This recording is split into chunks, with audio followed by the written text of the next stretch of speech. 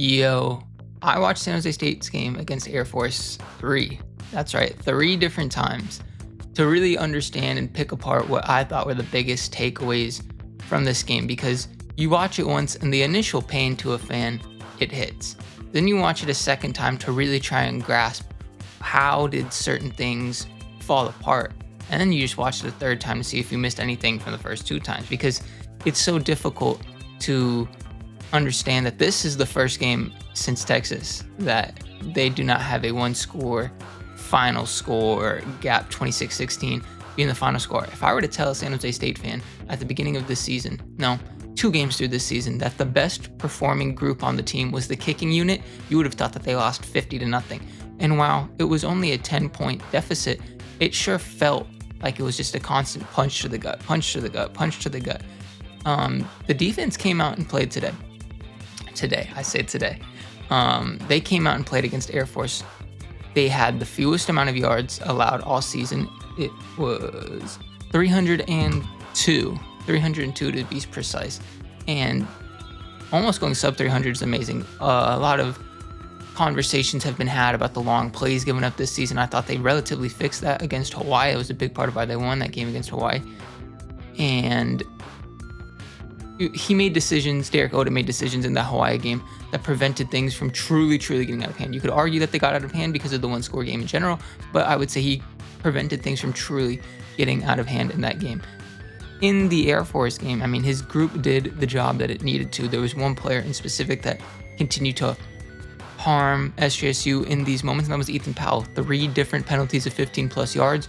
One of them, if I'm not mistaken, was on 4th down.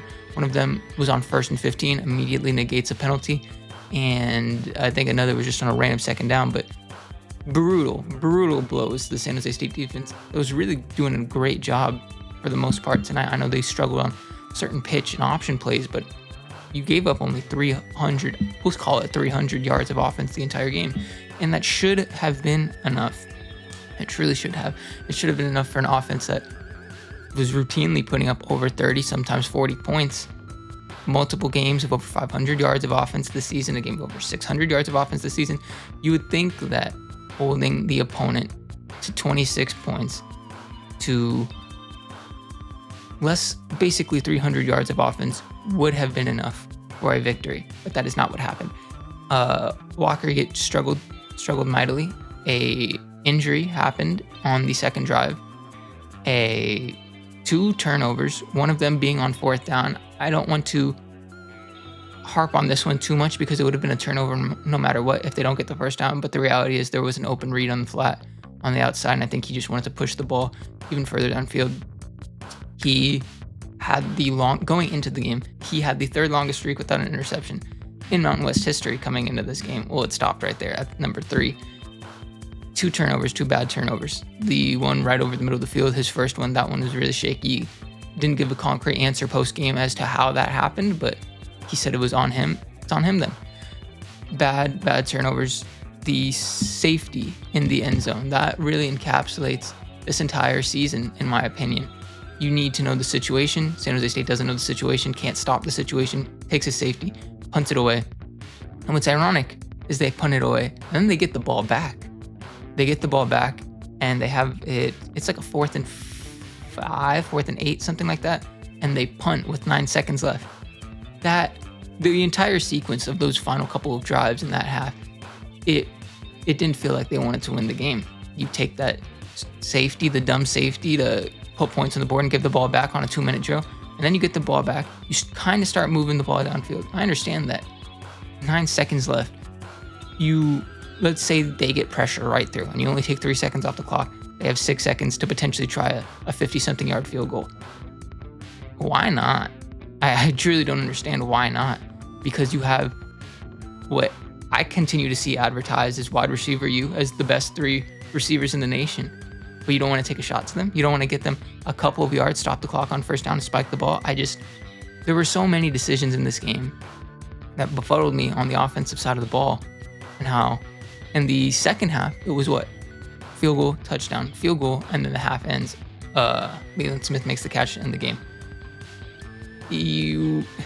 This Air Force defense has just struggled so much this season.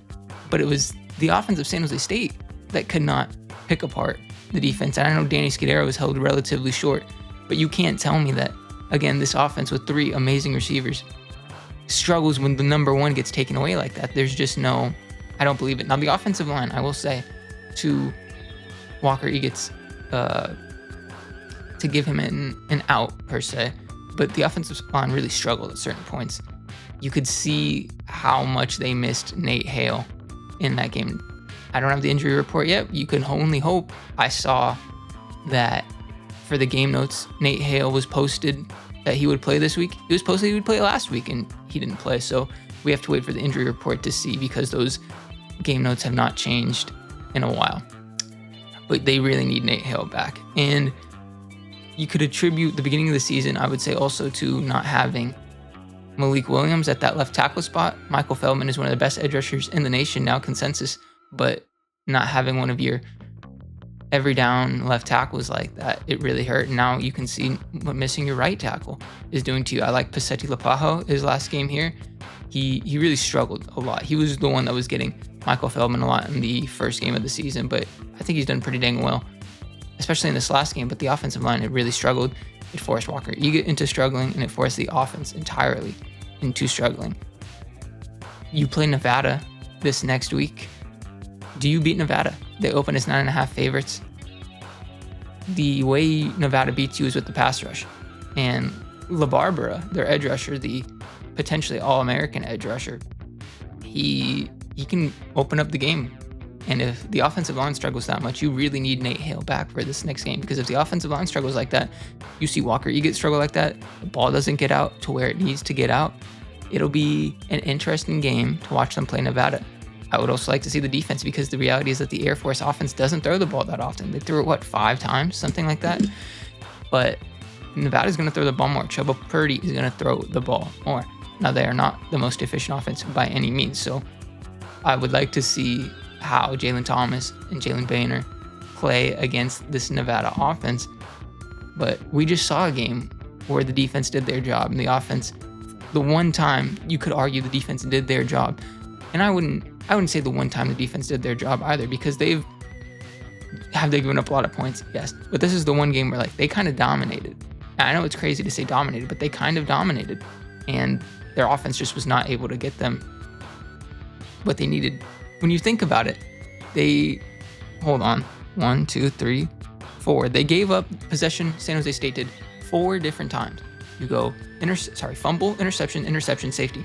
And you put the defense in very, very difficult positions. And they stopped them for a large majority of them. So this is just, it kind of blows my mind covering this team, because all season long it's been, what can the defense keep up? The defense kept up this game. It was the offense that did not come to play. And once again, this all comes down onto the head coach. It just looked like the offense was not ready to go in this game. Unacceptable. You have huge defensive plays. Sorry, not huge defensive plays, but you have penalties of large scale on Ethan Powell that really cost you in the entire season. Penalties have cost you in these large ways. It happens again. Just haven't learned certain things. This game felt extremely reminiscent to me of the Central Michigan game. I feel like that's why I continue to mention Michael Feldman, because rushing offense, your offense is struggling. Your defense kind of does the job to keep you in the game. In this game, again, the best unit of the team was the field goal unit. The field goal unit made all of their kicks. They may be relatively short kicks, but they made all of their kicks. And the offense just was not ready to go. And I feel like, again, that comes down on the head coach. So it does feel like in year 2 of the Niumatalolo system, you're going to get 2 to 3 games a year where the team just isn't ready. You can essentially chalk up 3 losses immediately on the record, which really sucks to say, because you would like a fair chance in every game. And I just don't believe that has been shown through 2 years, that the team is just not ready to go to begin every game. Again, they play Nevada this upcoming week. You're gotta win out to to appear in a bowl game. I don't know if that's possible. I don't believe truly that is possible, because in the following week they play San Diego State. And regardless of that, they gave up their buffer by losing to Air Force. what a game. What a game that truly was this past Saturday. Please leave down your comments below as to how you believe that this game went, how things should change in your opinion. Thank you for watching. Please subscribe.